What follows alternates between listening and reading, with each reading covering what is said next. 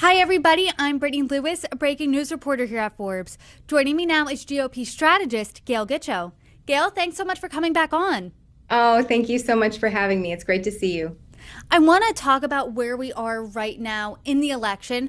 We're a little over 2 months away from Election Day in November, and so much has happened really in the past month. If we can remember a little bit over a month ago, many have described it as Donald Trump's race to lose. He was surging in the polls. It was right after that presidential debate. The RNC showed a really united GOP. Now, many would say that is not the case. So what do you think has happened in his campaign over the last few weeks? Well, I really don't think he's in a bad position. I mean, the media would like to write President Trump off and his campaign and say that he's had a bad few weeks. But if you look at the or the competitive states, the battleground states, the race is very tight. So, it's pretty fun for the media and for pundits to talk about, oh, the national poll numbers show Kamala Harris on average 3 points ahead, but that's just not how it works. So, especially in this far out, we still have 68 days. We haven't had a face-off between Kamala Harris and Donald Trump. And still, in the places where it matters, these states that are going to decide the election, it's very close. I mean, it's single digits, or she's behind as where she should be. There are some states like Virginia where she's below 47, which she should be at 50 by now. She's in real trouble in some of these states, but people aren't seeing that because they've seen the enthusiasm for her campaign get a bump since she was anointed the nominee for her party. But she hasn't gotten a bump since the convention just over a week ago, where she should have gotten a big convention bump. But nationally and in the states that matter, she really hasn't seen any discernible advantage. Arguably, the state that could potentially matter the most is Pennsylvania. That's 19 electoral votes. And an Emerson College Hill poll today shows that they are tied there right now. And as you said, I was speaking with an Emerson College senior director earlier today, and in the 7 battleground states, Harris is a little bit ahead in 3, Trump is a little bit ahead in 3, and they're tied in Pennsylvania. So it's really anyone's race. But as we know, in 2016 and 2020, Trump was undercounted in the polls. Do you think that could be the case now in 2024? I do. I think that President Trump was further behind Joe Biden and Hillary Clinton in all of the states that mattered back then in those two contests. And I think that that's happening now. But still, it's August. And like I say, we have less than 70 days. And there's so much. I know that seems like such a short amount of time, but that's a lot of time to be had on the electoral calendar. So there's still so much that's going to happen. I mean, you mentioned Pennsylvania. It is the most expensive state to run television ads in. I mean, I can imagine that all of their inventory to run TV ads, it's all taken up because you have a competitive Senate race and then you have the battleground presidential race. But you haven't even begun to see the super PACs or the campaigns themselves start really running ads on television. People in Pennsylvania are going to start seeing back to back to back to back TV ads from Donald Trump super PAC, Kamala Harris the super PAC, and then you've got the Senate race. So it's going to be wall to wall. So that's one thing that hasn't happened yet. The second thing that hasn't happened yet is a face-off between Donald Trump and Vice President Harris, and we're expecting to see that in Pennsylvania. So those are two big things in Pennsylvania that just haven't happened yet. So I think it's going to remain tied until somebody's able to break loose with more effective messaging, either on television or in the debate. What is the most effective messaging, would you say? Because right now, those 7 swing states, some are in the Sun Belt, some are in the Midwest, then you have Pennsylvania. How does he pull ahead over the next 2 months, especially because there is so much excitement around Kamala Harris amongst her base? Right. There is a lot of excitement amongst her base, but really, we don't know who she is yet. And hopefully this TV interview that she's doing today and airing tonight, it's the first interview that she's done. We'll be able to, and it's not really an interview. It's more like a take-home test, and you get to bring the teacher with you because she's brought Tim Walz with her, and she's sitting down with CNN. So we might be able to see a little bit about what her real positions are. But what the Trump campaign needs to be doing between now and the election, and it's what I believe that they will be doing between now and the election, is to say what Kamala Harris is really going to do. You hear her campaign say that she's pro-energy, that she doesn't want to ban fracking. We haven't heard that from her. She says that she wants the economy to get moving again and have more people keep more of their hard-earned money. Yet the tax plan that she just unveiled has additional taxes on small businesses, farms, and ranches with the death tax increase. So we have these words that she says, but her actions are what speak the loudest. And so that's what Republicans have to do over the next 2 months, is to say, this is what Kamala Harris has done in the past. She has raised taxes. She is anti-energy production in the United States. She's pro all of these liberal policies. And guess what? She's been Joe Biden's sidekick for the last 4 years. And not only that, but she's Joe Biden, but she's worse than Joe Biden. I mean, she's less experienced and she's more liberal. So that's the message that Republicans at all, wherever they are on the ballot, whether they're running for president or Senate or House, that's the message that all Republicans need to be driving. Because when voters who are going to decide this election, and those are undecided voters, and the slice of undecided voters are maybe this big as compared to this big when they were with Biden, they need to hear what a danger Kamala Harris is, and remind them that you weren't excited about Joe Biden. In fact, you thought that his policies were bad, and you thought that your lives weren't better off than they were before he took office. Kamala Harris is not only that bad, but she's worse. So that's the message that I think that Republicans need to drive over the last 2 months of the campaign, and that's what I think is going to be the most effective. Do you think Donald Trump then, to your point, has been an effective messenger when it comes to that? Because over the past few days, he's been reposting QAnon-related content, a sexually explicit joke about Kamala Harris and Hillary Clinton. What do you think he needs to tighten up his message, maybe leave that type of rhetoric out and just focus on the economy, on immigration, on issues that matter to voters? Oh, absolutely. I mean, some of this stuff is just so silly that, we should just leave it to the wayside. But like I said, the message that is going to break through and it's going to really make people understand who Kamala Harris really is what she has done and what she is going to do. She is telling you lies if you think that she's going to help the economy. Well, she was the deciding vote on the two biggest and worst spending packages that we've seen in our lifetimes. I mean, she was the deciding vote on the American Rescue Plan, and she was the deciding vote very proudly on the Inflation Reduction Act that actually increased inflation.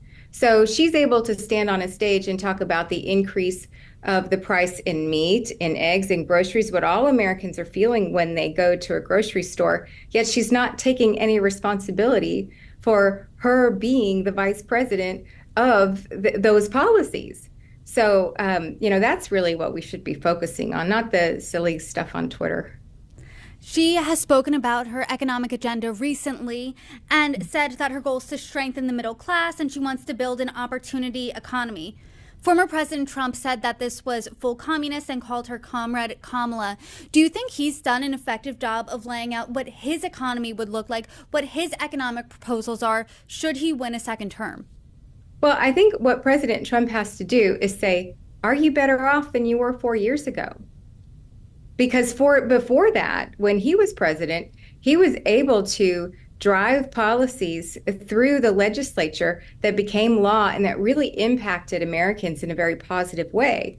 So, because when he was president, Americans felt better about the economy. They felt better about their abilities to get a job, their ability to afford groceries for their family. So the economy was so much better when he was president, and he faced a lot of headwinds in order to make it that way. So he should say, are you better off than you were 4 years ago? You know, if you are a police officer, are you better off? If you are raising a family, are you better off? If you're a member of the military, are you better off than you were 4 years ago?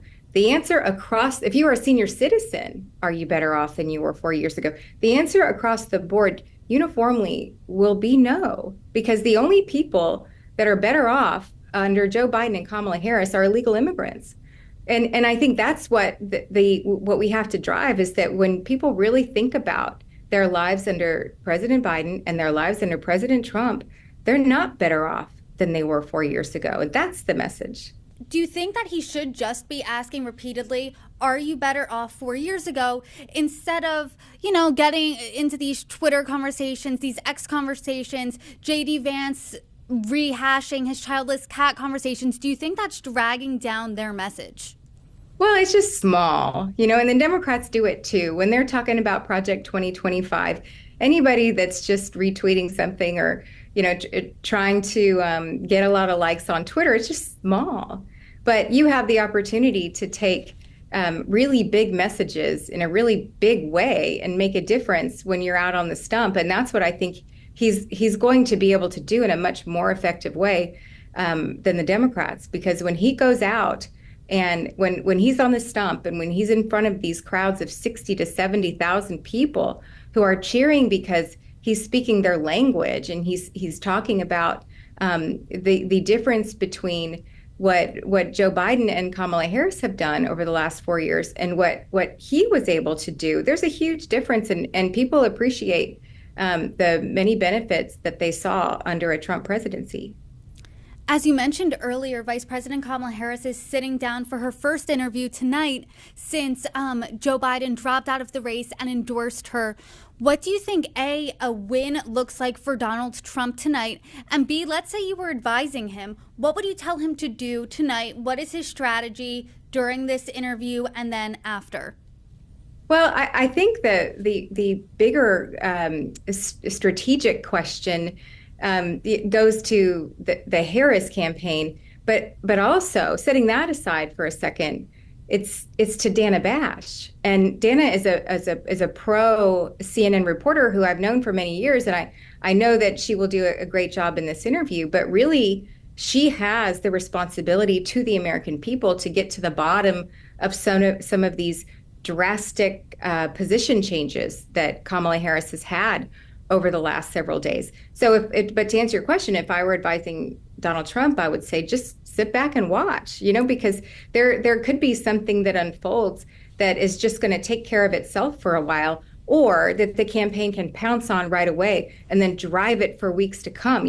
There are some mistakes that big campaigns make that you can feast on for the rest of the election. She could glitch out the same way that President Biden did in the first debate, and then you're able to drive how weak she is. She could have like a Michael Dukakis moment where people see that she's just not president. She's just not ready to be president. She's not cut out to be president. So I guess I would sit back and watch to see what happens, and then decide, okay, how does whatever happens in this interview fit in with our message and our ability to drive home the point that we're trying to make regarding the last 4 years versus our presidency. What is that we need to make sure that voters in these competitive states need to hear? And then looking even further past tonight, in about 2 weeks, there's going to be a presidential debate between Vice President Kamala Harris and former President Donald Trump. And it's funny, before the June 27th debate, every strategist I've talked to said debates don't really matter. That clearly was the debate that changed everything in this election. So A, how important do you think that debate will be? And B, what are you specifically looking for in it? Yeah, strategists do like to say that. It's like, oh, debates don't matter unless something really big happens, and something really big happened in that debate. And let's even back up further because the way that President Biden, he was saying for months in the springtime, let's debate, Donald, let's debate, Donald, when are you going to debate me? And Trump came out and said, I'll debate you anytime, anywhere, and didn't really have a lot of say in or didn't really care to have a lot of say in the format of this debate. The Biden campaign, on the other hand, they had to have muted mics. They did not want Trump to be talking when he shouldn't have been talking, and they didn't want to have an audience because they didn't want Trump to be playing to an audience. And those were two massive mistakes that the Biden campaign made that I think the Harris campaign now with now that the Obama team has come on to sort of advise the Harris team that they're trying to fix. Because what the mistake that the Biden campaign made was let's cut off his mic so that he can't talk when he's not supposed to, and let's not have an audience that's going to interrupt what Joe Biden is saying. Well, they just curbed Trump's worst instincts. I mean, they love to call President Trump unhinged, and the way to show him unhinged would have been to let him have a microphone on all the time and put an audience in the room because he likes to play to the audience. He feeds off of them, and that's when you get these moments where they try to say, "You see, this is not a president. He's not presidential material, etc." So what I think the Harris campaign is doing now in terms of their format fight is they're trying to make it to where the microphones are on all the time. And I think that they would really love to have an audience in the room because that's when Kamala Harris might be able to say, "Hey, I'm more presidential," but really what it's going to come down to is policy. And a lot of people are correctly saying that for the first time in a long time, this is going to be about policy and not personality because you have two wildly different administrations with wildly different policies, but we don't know where she is on these things. We don't know where she stands. Some things her campaign has flip-flopped her on, and some things she has flip-flopped herself on. But we need to hear everything from her mouth. Because what's going to happen is the President Trump is going to be able to say, see, she's Joe Biden. You guys didn't like Joe Biden. That's why we have Kamala Harris. But guess what? She's worse. So she has less experience and she's more liberal. So that's going to be the opportunity that President Trump has. I think the expectation for Kamala Harris is let's get through the debate without having a moment like Joe Biden did. Because Kamala Harris, she is prone to, providing these answers that are just word salads, or sometimes she seems like a word sayer, like she's just saying a lot of words, hoping that they come into a thought, but they don't really because she's not making the point that she's trying to make.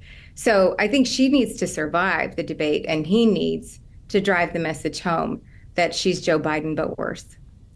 Last week during the DNC, I was able to talk to Democrats, strategists, and the overarching theme was that the whole event, it was high on momentum, high on vibes, and a little light on policy. But everyone was energized and the momentum was there. If we think about a month ago during the RNC, there was a similar sense of energized momentum. This is our race to lose. Do you think the Republican Party lost that energy at all because it was eclipsed by the switch up in the Democratic ticket? And if so, how do they get back on offense? Well, I don't think it was a question of whether or not the Republicans lost momentum. It was just that for the first time in 2 years, the Democrats had some. They had some enthusiasm. So I don't know if you'll remember, you and I maybe have discussed this before, that the enthusiasm gap between Joe Biden and Donald Trump was enormous. I mean, it was 8 times more enthusiastic for Donald Trump than for Joe Biden. People just didn't want him on the ticket. So when he got off the ticket and he put a woman on, then there was like this there was a swing of enthusiasm where everybody was saying, okay, Joe Biden's gone. and we have this woman, and it's going to be great. And so they were juiced at the moment that they weren't going to have to hold their nose and support Joe Biden, but they hadn't given any thought to the fact that they had effectively coronated his running mate, his vice president, Kamala Harris. And if you'll remember back in 20, let's see, when was the last primary? When Kamala Harris ran against Joe Biden for the primary, this was when her campaign couldn't get up off the ground. Like her campaign, she had to drop out before a single vote was cast in the Iowa caucus. So this is a person who has never run a presidential campaign, that was thrust into this position by one person. The enthusiasm was there for her simply because it wasn't him. Then what are you looking for then after this interview, after the debate, between now and November, when people are going to have tougher questions about policy, when that comes to the forefront? Yes, and on the policy issues that they care about, because they care about issues like immigration. I mean, those were major indicators during the primary process of issues that voters care about. Immigration and crime. Crime comes along with immigration, as we've seen in numerous cases where we've seen illegal immigrants come across the border and commit these horrendous crimes. And then also these areas where Kamala Harris she's been very liberal on, and it's not where the American voters are, much less swing voters. She needs to be able to say with a straight face that she will support and empower police officers, which she hasn't done in the past. She needs to talk to suburban women about keeping our schools safe, when previously she's said that she wants to take police officers out of schools.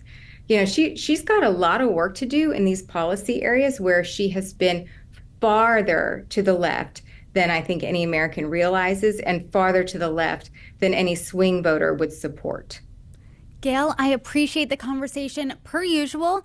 And as the race heats up even more in September and beyond, I hope you come back on and break it down with me. Thanks for joining me. Yes, thank you, Brittany. It was great to see you.